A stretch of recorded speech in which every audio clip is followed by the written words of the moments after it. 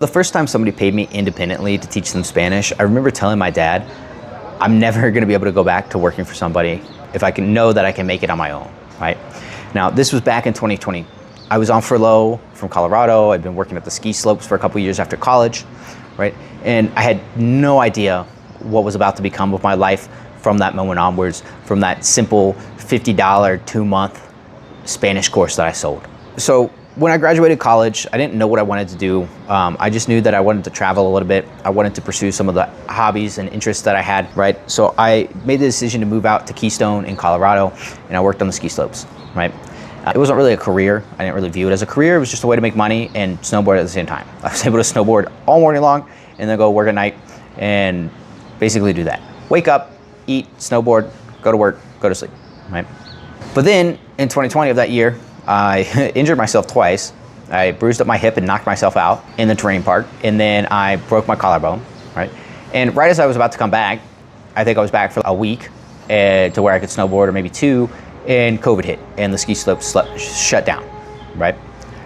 Hung around for a couple months, ended up getting furloughed, went back to Ohio, and I had basically from the time COVID hit, a friend who wanted to go to Mexico.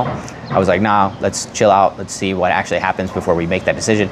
I ended up going back to Ohio, was with my family for a couple weeks, and then me and him went out to Mexico, right? We went to Puerto Vallarta and Sayulita, right? And so I said yes, right, at that point. It was June of 2020. We headed out, we met up there. I didn't really have a plan, had no business idea. I just went with the adventure, right? And what I ended up doing was teaching a little bit on the side as I was traveling around, seeing new places. I would show up, pop a couple posts in local Facebook groups, be like, hey, I'm offering English and Spanish, and just teach a little bit on the side. And this was more just to get some little bit of extra spending money, not blow through the savings I had as fast, right? And because I'd already tutored Spanish and French before, it seemed like an easy route into making a little bit of money as I traveled on the side, right? And so after that summer and fall, I made the decision to go back to the US, right? I got another job on the ski resort. I wanted to be like a ski instructor, or more a snowboard instructor, right? And so I went back to the US, right?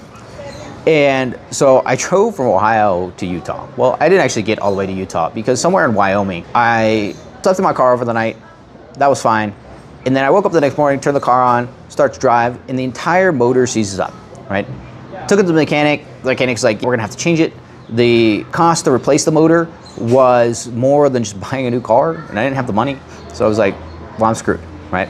I basically gave the car away. I sold it to some dude for a ride to the next town where I could rent a car in exchange for him paying for that fee to get the vehicle out of the mechanic shop, right? So I make it to Utah. I'm like, sweet, I've got a place to stay. Rented a car for a week or 2. Go up to the first day. I injured myself. I hurt my knee from snowboarding for 6 hours that first day when I hadn't snowboarded in 9 months, 10 months, something like that. The job ended up not starting when it was supposed to because of the snow that year. The bus route wasn't running until later that year. And I was just like, I don't even know what to do. I feel so defeated. I don't want to stay here. I don't have the money to stay here. I don't have a car. This has just gone completely tits up, right? And so luckily I was able to get out of the Airbnb. I explained the situation, he refunded it, right? I went and stayed with a friend for a couple weeks while I tried to figure out like, what am I gonna do? How am I gonna get all my stuff back to Ohio so that I can go back to Mexico? I was seeing a girl at the time, I was really missing this chick. I already knew that I had a little bit of success teaching online, right? And I was just feeling pretty defeated, right? Everything was going wrong, right? And then I just sat down and was like, I've already had some luck with teaching in person. Why can't I do this online and be able to build this business where I can operate it from anywhere, right? And so I took a couple free courses on digital marketing, some sales stuff, right? And started posting in Facebook groups in Summit County from where I had been the past 2 years, in Mexico, Mexico City, Guadalajara, Merida, Vallarta, right? And started to get my first clients, right? Somebody said yes, they paid me. It was like $50 for like a 2-month crash course. And again, I wasn't really thinking business. I was thinking this is gonna allow me to not blow through my savings so fast while I try and get some kind of online job, right? But that was the moment. That was the beginning of what has become a beautiful 5-year journey of building the school, learning marketing and sales, living abroad and traveling all over the place for 5 years, right? All of it started with somebody paying me $50 for a 2-month crash course.